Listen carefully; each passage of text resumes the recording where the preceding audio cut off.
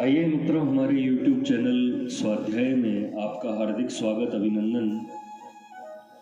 आज हम आपके लिए लेकर आए हैं मन के रहस्य और उसका नियंत्रण इस शीर्षक पर संक्षिप्त प्रेरणादायक ज्ञानवर्धक चर्चा।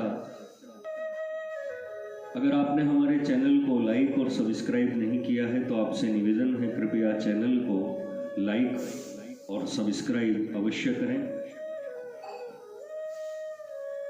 मन संकल्प विकल्पात्मक है। जब वह बुद्धि के निर्णयों को कर्मेंद्रियों के पास संपादन के लिए प्रेरित करता है तो यह व्याकरणात्मक हो जाता है। दृश्य मानसिक अविद्या के प्रतिरूप है।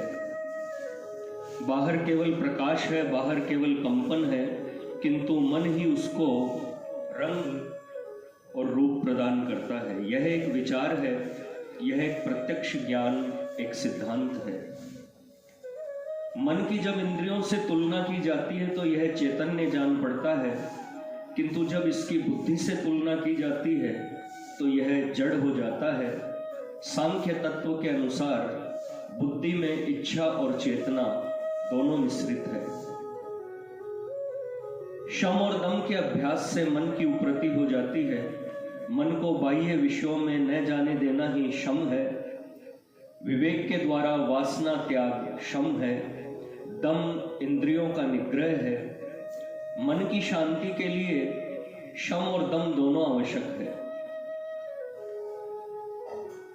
दम इंद्रियों को कुंठित कर देता है। यदि इंद्रियां तीक्ष्ण और तीव्र है तो वे बलात्कार से साधक के मन को भी उसी प्रकार हर ले जा सकती है जैसे समुद्र में वायु का प्रबल झोंका नौका को बहा ले जाता है। इंद्रियां केवल दम के द्वारा ही पूर्ण रूप से वश में नहीं की जा सकती।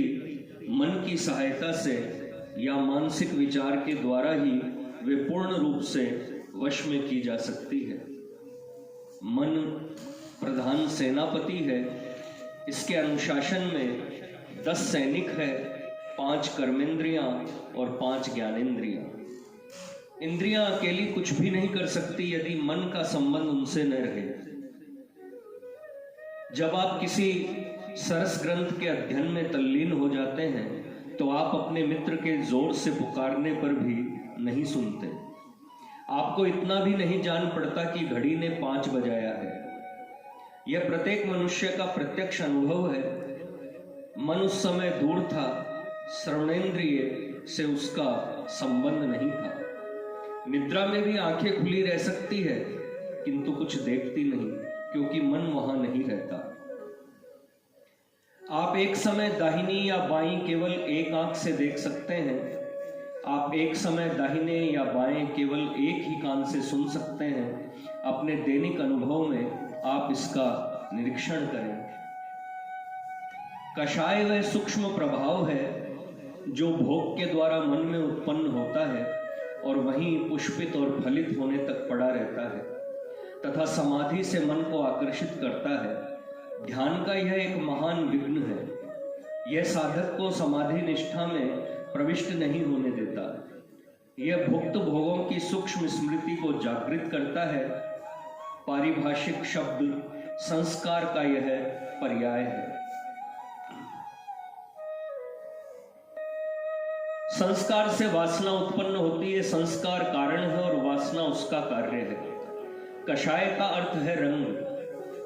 राग, द्वेष और मोह मन के 3 कषाय या रंग है। ब्रह्म भावना के साथ साथ सतत विवेक इस कषाय रूपी दुसाध्य रोग की अचूक औषधि है। जब इंद्रियां अपने विषयों से विराम लेती है तो वे मन स्वरूप हो जाती है। इंद्रियां मन में समेटी जा सकती है, इसे ही प्रत्याहार कहते हैं। चित्त ही को मन कहते हैं, मानो यह उसका आधार है, अथवा यह उस सरोवर के समान है जिससे निरंतर विचार तरंग उठा करते हैं। महर्षि पतंजलि का यह राजयोगिक शब्द है। श्रीमद् भगवद गीता में भगवान श्री कृष्ण ने भी विभिन्न स्थानों में चित्त शब्द का प्रयोग किया है। अहंकार की उत्पत्ति पृथ्वी तन्मात्रा से हुई है। तन्मात्रा में सूक्ष्म भूत है जिनसे 5 स्थूल भूतों की उत्पत्ति होती है। चित्त जल तन्मात्रा से उत्पन्न होता है, बुद्धि तेजस तन्मात्रा से तथा मन वायु तन्मात्रा से उत्पन्न होता है। मन ही मनुष्य को धनी बनाता है। कामनाओं से मनुष्य भिखारी से भी भिखारी बना हुआ है। कामनाहीन पुरुष संसार में सबसे बड़ा धनी है। कामना तृष्णा भावापन्न मन की एक दशा है, यह शांति की विरोधिनी है। अपने को शरीर समझने की भ्रमात्मक कल्पना ही सारी बुराइयों की जड़ है। भ्रामक विचार के द्वारा मनुष्य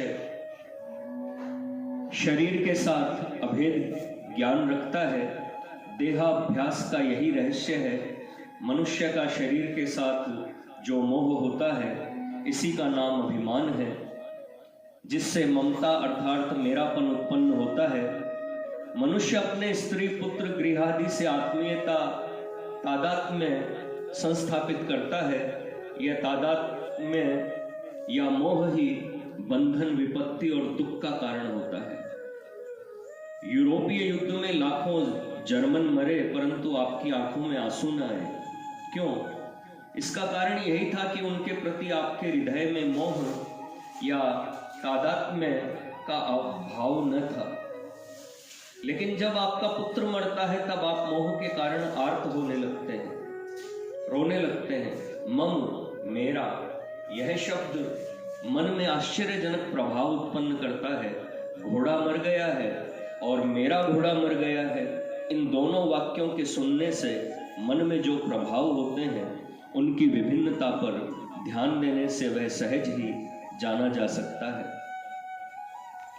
मनुष्य वृद्धावस्था को प्राप्त होता है और उसके सिर के बाल श्वेत हो जाते हैं, लेकिन मन सदा तरुण ही बना रहता है। उसकी शक्ति क्षीण हो सकती है और उसकी प्रवृत्ति तो उस समय भी वैसे ही बनी रहती है जिस समय मनुष्य अत्यंत वृद्धावस्था में पहुंच जाता है। ईश्वर सृष्टि किसी को विपत्ति में नहीं डालती, यह तो मन की वासना है जो विषयों की ओर आकर्षण कराती है और बंधन में डालती है। अतः शुद्ध संकल्प ही ग्राह्य है, वासना नहीं। वृत्ति स्वभाव आदत के रूप में घनीभूत होती है और स्वभाव ही अवस्था विशेष के रूप में ठोस बन जाता है। यदि आप मन में एक बार काम वृत्ति को उठने देंगे तो फिर उसी वृत्ति के अनुसार आपका स्वभाव बन जाएगा। मानसिक शक्ति उसी ओर शीघ्रता से प्रवाहित होगी। आप बार बार उसी का चिंतन करने के लिए विवश होंगे। अतएव स्वभावगत वृत्ति, अनुभूति और भावनाओं का संयम करना चाहिए। जब सारी वृत्तियों का नाश हो जाता है तो मन की आकृति केवल संस्कार रूप से रह जाती है। तब मन संस्कार शेष कहलाता है। वेदांत की भाषा में इसे अंतःकरण मात्र कहते हैं। दान, जप, निष्काम कर्म, यज्ञ, अग्निहोत्र, ब्रह्मचर्य, संध्या, तीर्थ यात्रा, दम, शम, यम, नियम, स्वाध्याय, तप, व्रत, साधु सेवा, ये सब चित्त शुद्धि के लिए है। यदि आप चाय पीने की अपनी पुरानी आदत को छोड़ देते हैं तो आप रसनेंद्रियों को किसी अंश तक वश में करते हैं। आप एक वासना को नष्ट करते हैं, इससे आपको कुछ शांति मिलेगी, क्योंकि आपकी चाय की तृष्णा चली गई है और आप चाय, दूध, शक्कर आदि के जुटाने के झंझट से छूट गए। चिंतन करना ही दुख है, देखना ही दुख है। एक दार्शनिक या साधक के लिए तो सुनना भी दुख ही है। विषयी मनुष्य के लिए यह सब सुख है। वह शक्ति जो आपको चाय के पीछे दौड़ने के लिए उकसा रही थी, इच्छा के रूप में परिणत हो गई है। केवल एक विषय के त्यागने से आपको शांति और इच्छा शक्ति प्राप्त होती है।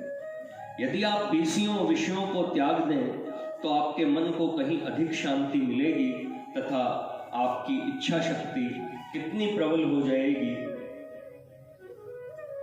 यही त्याग और संन्यास का फल है।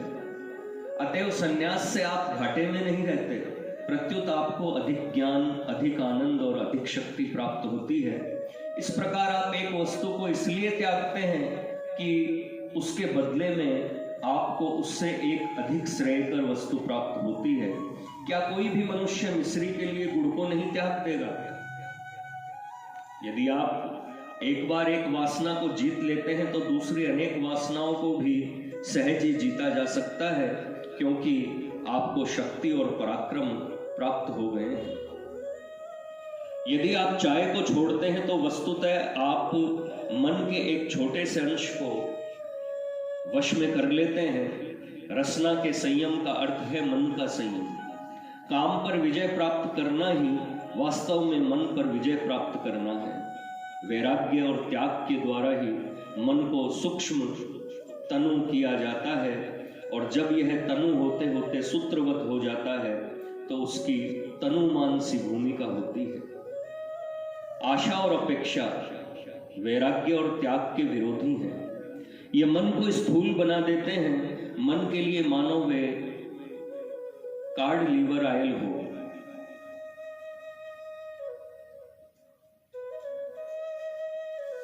दार्शनिक के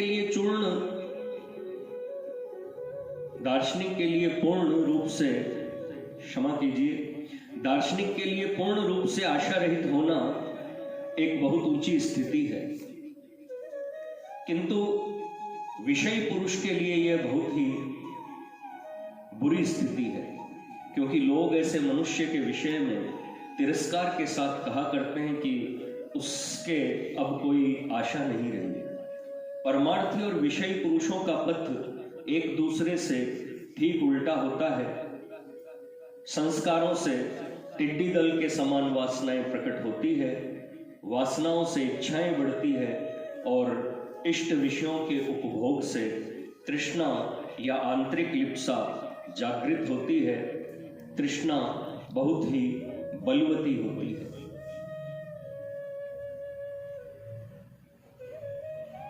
मित्रों, यह थी एक संक्षिप्त छोटी सी प्रेरणादायक ज्ञानवर्धक ज्ञान चर्चा, मन का रहस्य और उसका नियंत्रण इस शीर्षक पर। अगर आपको हमारा चैनल पसंद आए तो इसे लाइक और सब्सक्राइब अवश्य करें। धन्यवाद।